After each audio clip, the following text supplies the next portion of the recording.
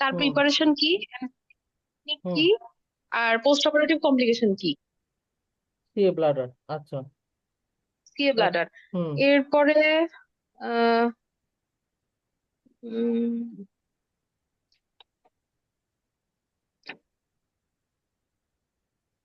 Renal transplant related যেগুলো আপনি হ্যাঁ। পড়াইছেন মোটামুটি কাভার হয়ে গেছে।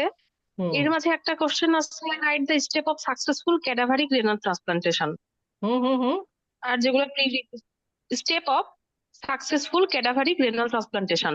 ওই যে সাকসেসফুল বলতে হচ্ছে তোমার ওই ক্যাডাভারিক রেনাল ট্রান্সপ্ল্যান্টই হবে। হ্যাঁ, ক্যাডাভারিক রেনাল ট্রান্সপ্ল্যান্টে যা যা আছে রুল অফ ওই যে 100টা ফলো করতে হবে। এই, হ্যাঁ, হ্যাঁ, রুল অফ 100টা ওটারই ফলো স্টেপ করতে গুলা হবে। বলছে। হুম আর রেনাল ট্রান্সপ্লান্ট রিলেটেড ক্রাইটেরিয়া আছে। হুম উম তারপর প্রস্টাটেক্টমি, এনলার্জ প্রস্টেট নিয়ে একটা পেশেন্ট আসছে, হাইপারটেনসিভ। হুম। এখন আমার অ্যাপ্রোচ কি, how will you approach to a newly diagnosed hypertensive patient? এটা তার সাথে হাইপারটেনশন নিয়ে। সিকিউলি কি হুম হবে, হুম। ওটা sequelae of hypertension. Unexpected pre operative high blood pressure. হ্যাঁ মানে এটা হাইপারটেনশনে চলে গেছে হ্যাঁ পুরা। হ্যাঁ হ্যাঁ, এটা প্রপার এর হাইপারটেনশনের সাথে জন্য। আসছে কিছু হচ্ছে আপু সিভিয়ার হাইপারক্যালিমিয়া, মানে ডিফারেন্ট লেভেল অফ হাইপারক্যালিমিয়ার ইসিজি ফিচার দিয়ে হ্যাঁ। Outline the management of critical hyperkalemia, pathophysiology of iatrogenic Cushing syndrome, হুম how will you prepare a patient of adrenal insufficiency for hmm GA। হুম আর আসছে হচ্ছে ইন্ট্রাভেনাস ফ্লুইডের ক্লাসিফিকেশন ক্যালকুলেশন, হুম। আপু, হ্যাঁ। এটা আপনি স্টোরেজ যে অ্যানায়ন গ্যাপ। ছিল, বুঝি না। অ্যাড্রেনাল ইনসাফিসিয়েন্সি, অ্যাড্রেনাল যে ইনসাফিসিয়েন্সি, এটা ওই যে আপনি যে স্টেরয়েড থেরাপি বলছিলেন ওইটা না? অ্যাড্রেনাল ইনসাফিসিয়েন্সি, ওটা তো হচ্ছে স্টেরয়েডের কনভার্সন রুল অগমেন্ট বা থেরাপি একটা। ওটা দিয়েই হবে। আচ্ছা, তারপর শুনে যায়, তারপরে আর কি বলছে? আচ্ছা হচ্ছে, আর হচ্ছে anion gap, principal of management of respiratory acidosis, calculate the amount of sodium bicarbonate necessary to correct a base deficit of 10 milli equivalent per liter। এটা মানে এগুলা অ্যাসিডোসিস বা এগুলো ইয়াতে মেটাবলিকের মধ্যে আছে, এগুলো আসছে। এগুলো আইসিইউতে সিওর সোডিয়াম, কোয়েশ্চেন এগুলো। সোডিয়াম বাইকার্বনেটের। আইসিইউ কোশ্চেন লাস্টের হুম, তিনটা। সোডিয়াম বাইকার্বনেট ম্যানেজমেন্ট আর আছে। হুম বাকিগুলো আপু ওইরকমই, যে 6-7টা কোশ্চেন ফিওক্রোমোসাইটোমার, হুম আহ 8-10টা কোশ্চেন টার্প, হুম। আর বাকিগুলো এই সবই কাভার করছে। আচ্ছা, ঠিক আছে। মানে দুইটা হচ্ছে একটু অ্যাটিপিক্যাল কোয়েশ্চেন, দুটো হচ্ছে র্যাডিকাল প্রোস্টাটেক্টমি আর একটা হচ্ছে সিএ ব্লাডার, এই দুইটাই। আর বাকিগুলো হচ্ছে আমাদের ইন জেনারেল। আচ্ছা, ওই দিনে যে শীটটা আমরা শুরু করছিলাম, হ্যাঁ, ওই রেনাল ট্রান্সপ্ল্যান্ট, ক্যাডাভারি ট্রান্সপ্ল্যান্টের, রেনাল ক্যাডাভারি ট্রান্সপ্ল্যান্টের শেষে এটাতে দেখো যে তোমার প্যাথোফিজিওলজি অফ আয়াট্রোজেনিক কুশিং সিনড্রোম, এটা একটা কোয়েশ্চেন আছে।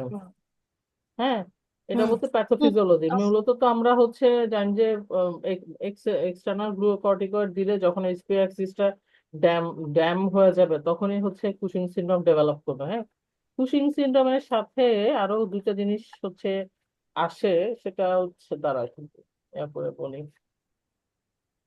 হ্যাঁ, পুরানো বইতে তো ছিল এখানে তিনটা জিনিস। একটা হচ্ছে অ্যাডেনোকর্টিক্যাল ইনসাফিসিয়েন্সি, অ্যাডিসোনিয়ান ক্রাইসিস, আর একটা হচ্ছে কুশিং সিনড্রোম, কন সিনড্রোম, আর ফিওক্রোমোসাইটোমা। এগুলা পুরোনো বইতে একসাথে ছিল, নতুন বইতে কোথায় আছে আমরা একটু পরে দেখবো, এখন ওখানে যাব না। আচ্ছা, তার আগে তার আগে হচ্ছে তোর এই শীটটাতে, এই শীটটাতে দুইটা কোয়েশ্চেন আছে। এই দুটা কোয়েশ্চেনই হচ্ছে চ্যাট জিপিটি থেকে নেওয়া, যে প্যাথোফিজিওলজি অফ আয়ারট্রোজেনিক পুশিং, আরটা হচ্ছে ফ্লুইডের ক্যালকুলেশন। ফ্লুইডের মনে হয় হচ্ছে factor that modify fluid management in intraoperative period. হ্যাঁ, ফ্লুইড ম্যানেজমেন্টে কি কি ফ্যাক্টর মডিফাই করবে, এগুলো দেখা যায়। এই ধরনের কোয়েশ্চেন গুলো কি, এগুলো হচ্ছে ওই একবারই আসে, হুট করেই আসে। তো এগুলো হচ্ছে এখান থেকে একবার দেখে নিও, সোজা আছে, খুব কঠিন কিছু না। আর লাইন বাই লাইন মুখস্থ করার দরকার নাই। মানে ভাগ ভাগ গুলা জাস্ট হেডিং গুলা মনে রাখো, যেমন তোমার excess glucocorticoid, suppression of HP axis. Suppression of HP অ্যাক্সিসটা কি ওরা নানান ভাবে বলতে পারে, অ্যাড্রেনাল অ্যাট্রফি, এরপরে হচ্ছে systemic effect of excess glucocorticoid, metabolic disturbance. মোট কথা হচ্ছে আমার এক্সটার্নাল সাপ্লাই দিচ্ছি, ইন্টারনাল সাপ্লাই বন্ধ হয়ে গেছে। এটাই হচ্ছে আমার মূল সমস্যা। আচ্ছা, আর factor that modify fluid management, এখানে দেখো এই কোয়েশ্চেনটাতে এখানে কিছু ফ্যাক্টর ভাগ করছে, যেমন patient factor, surgical factor, anaesthetic factor আর ইন্ট্রাঅপারেটিভ ইভেন্ট। তুমি এই চারটা ভাগের মধ্যে হচ্ছে মানে বানাবা, সব তো মুখস্থ করতে পারবা না তুমি। মানে হেডিংটা মানে যে ফ্লুইড ম্যানেজমেন্ট করতে গেলে তুমি ইন্টারপ্রেটিভলি সবাইকে নিশ্চয়ই তুমি 1.5 ml পার কেজি পার আওয়ার করে দিবা না, বা সবসময় তোমার সেটা লাগবেও না। তাহলে তিনটা, যে কোনো জিনিস আমরা তিন ভাগে ভাগ করি: patient factor, surgical factor, anaesthetic factor. এর তার সঙ্গে একটা দিছে মনিটরিং ফ্যাক্টর। তাহলে ফ্যাক্টরের আন্ডার কি কি পড়তেছে এগুলা সহজ, একবার হচ্ছে রিডিং দিও। এটা এক ধরনের কোয়েশ্চেন গুলো হয় কি একবারই আসে, তো পরবর্তীতে রিপিটেশন হয় না। আচ্ছা, এই শীট থেকে আর যেটা শুরুর দিকে শীট ছিল, effect of CKD on regional anaesthesia. আচ্ছা, এখানে প্রথম কোয়েশ্চেনটা এই শীটটা যেটা শুরু দিয়ে করছিলাম, যে effect of CKD on regional অ্যানেস্থেসিয়ার মতো দেখো on pharmacokinetic and drug metabolism. আমার কাছে না হেডিং গুলো কঠিন লাগতেছিল, তখন আমি যে বিরতে পড়ছি, মানে এখানে যেটা হচ্ছে সিকেডি আছে, তার মানে তার আহ, আহ, হ্যালো আপু, এটা কারেক্ট কি? না না না, আরেকটা শীট না, আমরা রেনাল ট্রান্সপ্লান্ট, ক্যাডাভারিক ট্রান্সপ্লান্ট যে শীট থেকে পড়ছি ওটাই। হ্যাঁ হ্যাঁ, প্রথম ওটাই কোশ্চেনটা আপু। প্রথমটা, হ্যাঁ। যে effect of CKD on regional anaesthesia, দেখো রিজনাল অ্যানেস্থেসিয়ার সাথে আসলে সিকেডির, প্রথমত তুমি একদম তোমার বেসিক দিয়ে চিন্তা করো, রিজনাল অ্যানেস্থেসিয়ার সাথে সিকেডির মানে কি এমন ইয়া থাকবে, বরং হচ্ছে জেনারেল অ্যানেস্থেসিয়া এবং সিকেডির জন্য খারাপ। তাহলে তারপরেও হচ্ছে আমরা বলতে এটা যে যদিও থাকে না, যেহেতু কোয়েশ্চেন আসছে, সাপোজ তুমি উত্তরটা ভিতরে দেখো না, উত্তর না দেখে তুমি চিন্তা করো কি কি পয়েন্ট তুমি দিতে পারবা। যে সিকেডি আছে, এখন তুমি রিজনাল অ্যানেস্থেসিয়া চিন্তা করতেছো, এন্ড রিজনাল অ্যানেস্থেসিয়া হোক আর জেনারেল অ্যানেস্থেসিয়া হোক, তাকে তুমি ড্রাগ দিচ্ছ, তাহলে সেই ড্রাগটা তার বের করতে হবে। তাহলে কিডনি তো তার এখন ভালো না, তাহলে ড্রাগ হচ্ছে আমার বের করতে পারবে না, আমার হচ্ছে টক্সিসিটি ডেভেলপ করতে পারে। দুই নাম্বার কি, দুই নাম্বার হচ্ছে তোমার ফ্লুইড, রিজনাল অ্যানেস্থেসিয়া হোক আর জেনারেল অ্যানেস্থেসিয়া হোক, তোমাকে তো পেশেন্টকে ফ্লুইড দিতে হবে। তাহলে ফ্লুইড দিতে গেলে এবং রিজনাল অ্যানেস্থেসিয়া তোমার হচ্ছে প্রিলোড বা কোলোড করে নিতে হবে। তাহলে সেক্ষেত্রে তোমার হচ্ছে পেশেন্টের সিকেডি পেশেন্ট তো তুমি হিসাবের বাইরে ফ্লুইড দিতে পারবা না, দিলে তার হচ্ছে পালমোনারি ইডিমা ডেভেলপ করে যাবে, বা তখন তুমি আরো মানে আরো একটা ঝামেলা হবে, তাহলে তোমার ফ্লুইড দিতে পারতেছো না। এরপরে ধরো আহ এই দুইটা তো আপাতত মাথায় মনে আসতেছে। আর কি হতে পারে, রিজিওনাল অ্যানেস্থেসিয়া দিলে আমার নার্ভ সাপ্লাইয়ে কোনো সমস্যা হবে না? কোনো তো সমস্যা নাই। আর কোনো কিছু মনে পড়ে? মানে এই দুটোই আমার কাছে মূল জিনিস মনে হয়েছে, তাই না? আচ্ছা, হুম। এখান থেকে দেখো আরেকটা মানে মোটামুটি এই কথাগুলো লিখছে, প্রথম তিনটাতে এই কথাই ছিল যে ড্রাগ ক্লিয়ারেন্সে অসুবিধা হবে, টক্সিসিটি বাড়বে, ফ্লুইড ব্যালেন্সে ঝামেলা হবে, আর ইলেকট্রোলাইট ইমব্যালেন্স হবে। সিকেডিতে দেওয়া হয় যে কারণে হচ্ছে ইলেকট্রোলাইট ইমব্যালেন্স সিকেডিতে থাকে, যে কারণে হচ্ছে কিনা আমার ড্রাগ অ্যাকশনের উপর সে এফেক্ট করতে পারে। ওকে, গুড গুড। এরপরে বলতেছে কি যে তোমার ইনক্রিজ রিস্ক অফ কমপ্লিকেশন কেন? ও, সিকেডি পেশেন্ট গুলো হচ্ছে ইমিউনো সাপ্রেসিভ থাকে, ফলে তাদের হচ্ছে রিস্ক বেড়ে যায়, মানে কমপ্লিকেশন, ইনফেকশনের চান্স বেড়ে যায়। পেশেন্টের হচ্ছে সিকেডি পেশেন্ট অবভিয়াসলি তার হচ্ছে পেশেন্ট অ্যানিমিক থাকে, প্লাস তার যদি তার প্লেটলেট কম নাও, কমও হইতে পারে, সেক্ষেত্রে তোমার ওই যে মানে তার কোয়াগুলোপ্যাথি ডেভেলপ করতে পারে। আর একটা বলতেছে peripheral neuropathy mass symptom of nerve injury, আচ্ছা যাই হোক এটা কিভাবে মিলছে আমি জানি না। আচ্ছা, হেমোডাইনামিক স্ট্যাবিলিটির ক্ষেত্রে, অদ্ভুত কথা, ডিউটি মনে হচ্ছে মানে কি রিজনাল অ্যানেস্থেসিয়া দিয়ে ইনফেকশন হবে, জেনারেল অ্যানেস্থেসিয়া দিলে ইনফেকশন হবে না? না না না, ওটা তো বললাম যে তুমি জিনিসটাকে ক্রিটিক্যাল করে ভাববা না, যে তোমাকে বলছে সিকেডি অন রিজিওনাল অ্যানেস্থেসিয়া, তুমি চিন্তা করতেছো যে রিজিওনাল অ্যানেস্থেসিয়া দিলে আমার আসলে কি হবে, আমার ড্রাগ ক্লিয়ারেন্স নিয়েও কিন্তু আমি খুব একটা চিন্তা করি না, তাই না? কিন্তু ড্রাগ তো দিতেই হবে আমার, তো ওই ড্রাগ বের হইতে হবে, তোমাকে আসলে রিজিওনাল কথাটা বাদ দিয়ে চিন্তা করতে হবে। রিজিওনাল কথা বাদ দিয়ে তুমি অ্যাজ আ হোল অ্যানেস্থেসিয়ার কথা চিন্তা করো, তখন এই পয়েন্ট গুলো হচ্ছে বের হয়। তারপর দেখো হিমোডাইনামিক ইনস্টেবিলিটি বা স্টেবিলিটি হচ্ছে rapid fall of BP due to impaired fluid balance in CKD. আচ্ছা, তারপর হচ্ছে সিকেডি পেশেন্টটা এমনিতে হাইপারটেনসিভ থাকে, তো এদের ক্ষেত্রে হচ্ছে বিপি ম্যানেজমেন্টটা হচ্ছে ইম্পর্টেন্ট, কারণ হঠাৎ করে তোমার যদি হাইপোপার মানে ইয়া হয়, হাইপোটেনশন হয়ে যায়, তখন রেনাল হাইপোপারফিউশন হবে, রেনাল হাইপোপারফিউশন হইলে তোমার আরো বেশি হচ্ছে ডিজিজ প্রোগ্রেশন হবে বেশি, এই আর কি, মানে ভুগি চুগি আর কি, সোজা সোজা কথা। মানে মানে এই ধরনের কোয়েশ্চেন গুলা আম, আহ, আহ, নিজেরা যদি সামনে কখনো দেখো, নিজেরা চ্যাট জিপিটি মেরে সার্চ করবা, বা তুমি একটা কোয়েশ্চেন হয়তো বা জানো, তারপর তুমি ধরো এমনি দিলা চ্যাট জিপিটির সঙ্গে, কিন্তু গল্প করতে খুব ভালো লাগে, আমি তো গল্প করি মাঝে মাঝে। তো তখন হচ্ছে দেখবা যে প্যাটার্ন অফ অ্যান্সারটা এটা খুব সুন্দর করে হয়, ওরা খুব সুন্দর করে প্যাটার্নটা দেয়। এগুলো মানে যেগুলো এখানে লেখা হলো সবই চ্যাট জিপিটি নেওয়া। আচ্ছা, এখন আসো আমাদের ভিউ পয়েন্টে যেগুলো আছে ওগুলো একটু দেখে যাই, নয়তো মনে অশান্তি লাগবে। এটা হচ্ছে 601 নাম্বার পেজে আসো,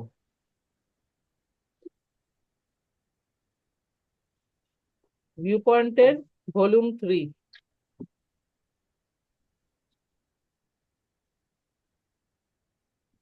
ভলিউম 3 কত আপু? 601।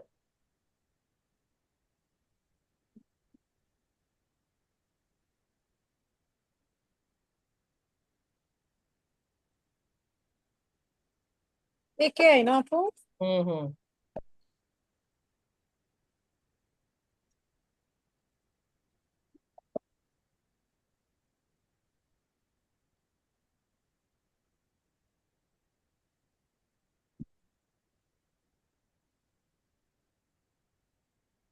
টার্প থেকে মনে হয় আপু একটা কোশ্চেন আসবে, যেরকম মনে হয় টার্প আর টার্প মানে ইয়ে থেকে আসলে ইউরো থেকে, সেটা টার্প রিলেটেড।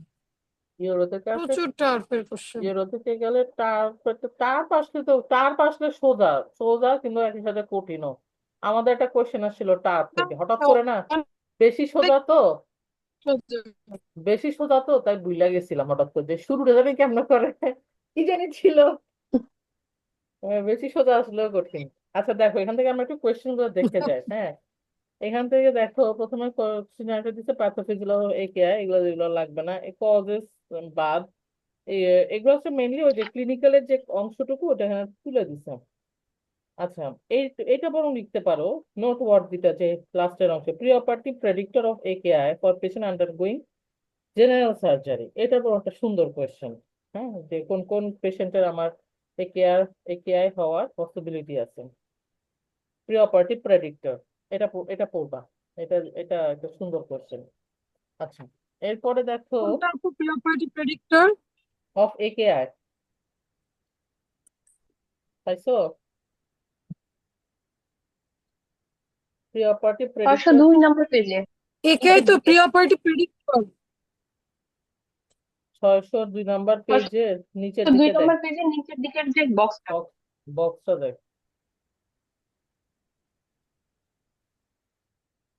আচ্ছা, বক্সটা।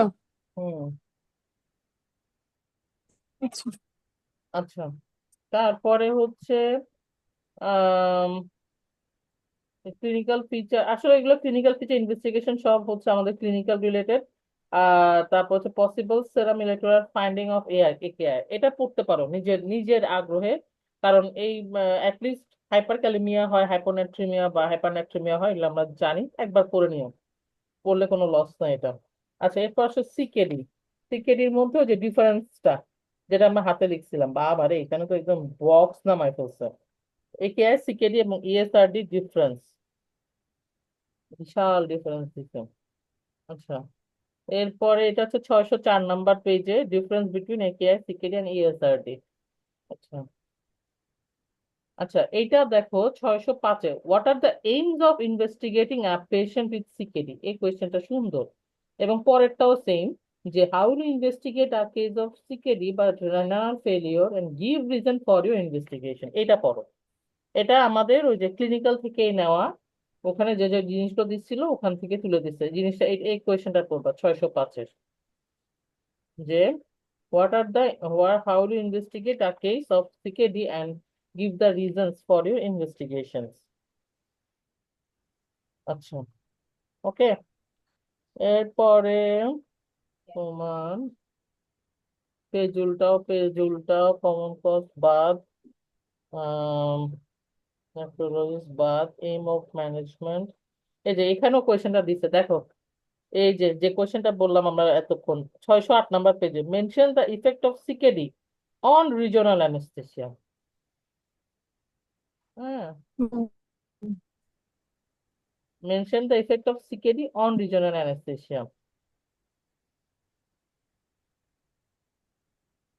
এটা হচ্ছে 608 নাম্বার পেজে। আচ্ছা, এই কোয়েশ্চেনটাও দেখো, এই কোয়েশ্চেনটা একটু মানে সাইমন ব্রিকার থেকে তুলছে, কোয়েশ্চেনটা ভালো। A patient in CKD requires a laparotomy, what are the anaesthetic implication? তাহলে অ্যানেস্থেটিক ইমপ্লিকেশনস এর মধ্যে হচ্ছে মানে যদি এই ধরনের কোনো একটা কোয়েশ্চেন আসে, যে একটা পেশেন্ট ধরো সিকেডি না দিয়ে এখানে ধরো দিয়ে দিল সিএলডি বা হাইপারটেনসিভ, হ্যাঁ হাইপারটেনশন, তাহলে সেক্ষেত্রে তোমার অ্যানেস্থেটিক ইমপ্লিকেশন কি হবে? এগুলো সাধারণত গ্রুপের কোয়েশ্চেন গুলো হয়। তো অ্যানেস্থেটিক ইমপ্লিকেশন যখন বলবে, তখন তোমাকে চিন্তা করতে হবে ডিজিজটাতে কি কি হয়, কি কি সমস্যা হয়, এবং ওই ধরো এটা তো হচ্ছে 5 নম্বরের কোয়েশ্চেন।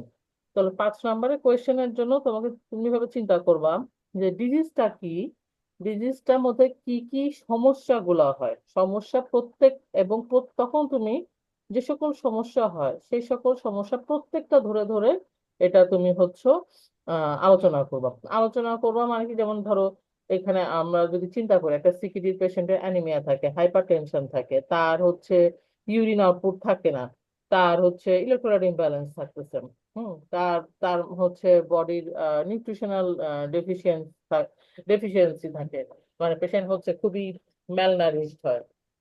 আহ তাহলে একটু আগে আমরা জেনে আসছি যে সেলস ইনফেকশন প্রোন বেশি থাকে, ইমিউনো সাপ্রেসিভ হয়। তাহলে এই জিনিসগুলা সাথে আমার তাহলে অ্যানেস্থেটিক ইমপ্লিকেশন, মানে অ্যানেস্থেশিয়ার এখানে আহ অসুবিধাটা কি, মানে সুবিধা না বলে আমি বলবো অ্যানেস্থেশিয়া এই পেশেন্ট গুলোকে আমি যদি অ্যানেস্থেশিয়া দিই তাহলে কি কি হতে পারে? অ্যানিমিক পেশেন্ট, তার যদি হিমোগ্লোবিন 7-এর নিচে নিয়ে চলে আসে, সিকিডি পেশেন্টকে তো আমরা সাধারণত 7-এর নিচে না হলে দেই না ব্লাড। তাহলে তার যদি 7-এর নিচে আসে তখন অবশ্যই তাকে আমার প্রি অপারেটিভলি একটা ব্লাড দিয়ে নিতে হবে। অন্তত তার দেখা যাবে তার ইন্ট্রাঅপারেটিভ হাইপোক্সিয়া হবে, পরবর্তীতে আমি পোস্ট অপারেটিভে তাকে আমি জ্ঞান ফেরাতে পারতেছি না, হ্যাঁ, ডিলেড হবে রিটার্ন অফ কনসাসনেস, তাহলে ডিলেড রিকভারি হবে। এটা দিলাম। তার হাইপারটেনশন আছে, তাহলে যার যেসব পেশেন্ট হাইপারটেনসিভ আমরা জানি সেগুলো কি হয়, ডিউরিং ওটি বা ইন্ডাকশনের পরে তারা হাইপোটেনশন হয়ে যায়। তাহলে হাইপোটেনশনকে ম্যানেজ, এবং হাইপোটেনশন যদি হয় তাহলে সে তো তার তো কিডনির অসুবিধা, রেনাল পারফিউশন কমে যাবে, রেনাল পারফিউশন করলে তার যে অনগোয়িং ইনসাল্ট আছে সেটা আরো বাড়বে। একই সাথে যেহেতু সে হাইপোটেনশন হয়ে যাচ্ছে, এটা ম্যানেজ করার জন্য আমরা কিন্তু তাকে ফ্লুইড দিতে পারতেছি না, তাহলে ফ্লুইড চ্যালেঞ্জ, হ্যাঁ 250 ml যে ফ্লুইড চ্যালেঞ্জ আমরা ইউজুয়ালি হাইপোটেনশন হলে দিয়ে দিই, সেই জিনিসটা আমরা এখানে করতে পারতেছি না। তাহলে এই পেশেন্ট গুলাকে আমার তাহলে কি করতে হবে, এই পেশেন্ট গুলাকে আমার আহ আগে থেকে হচ্ছে সে যদি ডায়ালিসিস পাইছে কিনা সেগুলো নিতে হবে, বা ওটির আগের দিন বা ওর যেদিন ওটির আগের দিন তাকে আমার ডায়ালিসিস দিয়ে নিয়ে আসতে হবে। আর একটা হচ্ছে তার ঠিক এক্ষেত্রে তাকে আমার অবশ্যই হচ্ছে ড্রাগস ইউজ করতে হবে। আচ্ছা, তারপর যেটা বললাম যে ফ্লুইড আমি এখানে মানে গোল ডিরেক্টেড ফ্লুইড থেরাপি ইউজ করতে হবে। এখানে আমি কোনো নেফ্রোটক্সিক ড্রাগ দিতে পারবো না। তাহলে নেফ্রোটক্সিক ড্রাগ কি কি আছে, তাহলে তুমি একটু বলেও দিলা যে আমার এখানে মরফিন, প্যাথেডিন, এনএসএড হচ্ছে নেফ্রোটক্সিক, এগুলো আমি দিতে পারবো না। তাহলে এগুলোর ইউজ যদি না করতে চাও তো তুমি পেইন অ্যাড্রেস কিভাবে করতে চাও সেটাও তোমাকে বলে দিতে হবে। মানে মোদ্দা কথায় তোমার এখানে যা যা কেস গুলা, মানে সিনারিও গুলা তোমার মাথায় আসবে, সাপোজ তুমি এসব পড়ে যাও না, তুমি কিন্তু সব কোয়েশ্চেন পড়ে যাও নাই এমনও তুমি পেতে পারো। তোমাকে কিছু তোমার এতদিন ধরে তোমার যেসব কেস তুমি করে আসতেছো সেগুলা কাজে লাগাতে হবে। হ্যালো, কেউ কি আসিস তোরা? আছি জি আপু। আপু আছি। ও আচ্ছা। তো হচ্ছে তুমি যেসব মানে কাজ করছো সেগুলো দিয়ে তুমি অ্যান্সার করবা, কারণ তোমার লক্ষ্য থাকবে যে আমি ফুল অ্যান্সার করে আসবো, আমি কোনো উত্তর ছাড়বো না। অতএব ধরো তুমি একটা জিনিস একদম পারতেছো না, কি তুমি দেখবো যে তাহলে আমি এটা কি পারি, মানে কোন কোন ওয়ার্ডটা আমি পারি, তুমি ওগুলো ওভাবে যখন এটাকে মাইক্রোস্কোপিক্যালি মানে ভেঙে ফেলবা তখন দেখবা যে না তুমি কিছু কিছু অ্যান্সার তুমি করতে পারতেছো। আচ্ছা, তাহলে হচ্ছে এখানে তুমি এই এই জন্য এই যে কোন মানে কিভাবে আমি উত্তর করবো সেটা বোঝার জন্য হচ্ছে তুমি এই কোয়েশ্চেনটা পড়বা। এটা যে এমন না যে এটা পরীক্ষায় আসছে তারপর তুমি এই কোয়েশ্চেনটা পড়বা। প্যাটার্নটা ভালো, মানে অ্যানাস্থেটিক ইমপ্লিকেশন এই ধরনের কোয়েশ্চেন গুলা। মেডিকেলে আপু পরীক্ষার যে রেজাল্ট দিচ্ছে না, পরীক্ষার যে রেজাল্ট দিচ্ছে শুনলাম যে কিসের পরীক্ষা? রিটেনে বেশি খারাপ হয়, তো কমন কথা এটা তো। রিটেনে খারাপ গেল, রিটেনের খারাপটা তো আমরা জানি, কিন্তু এবার নাকি ডিএমসির এরকম 5 জনের হয়েছে যারা রিটেনে পাশ করছে কিন্তু লং কেস অসপি এগুলা একটা একটা করে গেছে। রিজনে পাস করে গেছে, লং কিছু অসুবিধা গেছে। ইয়েও তো সাইড ভাইও তো মনে হয় একটা লং কেস না যেন শর্ট কেস দুইটার একটাতে খাইছে, বা রিটেনে পাস। কঠিন হবে। আচ্ছা, কিছু বলার নাই। ঠিক আছে, এই কোয়েশ্চেনটা দেখো যে পড়বা। এরপর হচ্ছে write down the influence of anaesthesia on renal function. দরকার নেই এটা, মানে দেখারও দরকার নেই। আচ্ছা, এরপর হচ্ছে replacement therapy, RRT, object option available for RRT in ICU setting. আচ্ছা, যেটা একবার আসছে আইসিইউ সেটিং এ পড়ে নাও। আচ্ছা, এরপরে হচ্ছে আইডিয়াল টাইম টু ডায়ালিসিস নিয়ে কোয়েশ্চেন কিন্তু আসছিল। এই যে right indication of haemodialysis in ICU setup, এই যে বলো না ডায়ালিসিস নিয়ে কোয়েশ্চেন কিন্তু আসছিল। এই ইন্ডিকেশন সি উপরে এটা দিব যে 612 নম্বর পেজে, ideal time to start dialysis. হুম, এই কোয়েশ্চেনটা নিচে দেখো, এখানে কিন্তু ওই যে আইসিইউ থেকে এই কোয়েশ্চেনটা আসছিল, অতএব এটা লাগবে। এরপর হচ্ছে কমপ্লিকেশন, মানে এগুলো কিন্তু আইসিইউ বেসিসে, মানে অ্যানেস্থেসিয়ার মধ্যে না, আইসিইউ সেটিং এর মধ্যেই দিছে। এখন complication of haemodialysis in ICU setup. ICU সেটআপের পরে হচ্ছে তোমার, তারপরে বায়োকেমিক্যাল চেঞ্জটাও পড়বে। বায়োকেমিক্যাল চেঞ্জটা আমাদের ক্লিনিক্যালও লাগবে, প্রত্যেক যেহেতু হবে তো এখান থেকে একবার একবার করে পড়ে নাও। What are the haematological and biochemical changes in CRF, তো 614 নম্বর পেজে।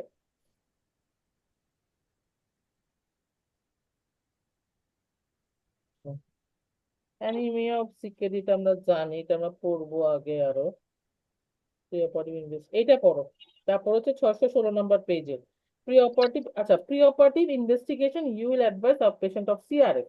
এই এইটার সঙ্গে ওই আমরা যে একটু আগে দেখে আসছি না 601-2-তে, যে আমরা কি কি সাজেস্ট করব এবং কেন, ওই জিনিসটা কিন্তু সেম। এই যে হচ্ছে 605-এ, যে what are the tool to assess renal function আর preoperative investigation you will advise. দেখবো যে দুইটা কোয়েশ্চেন কিন্তু সেম।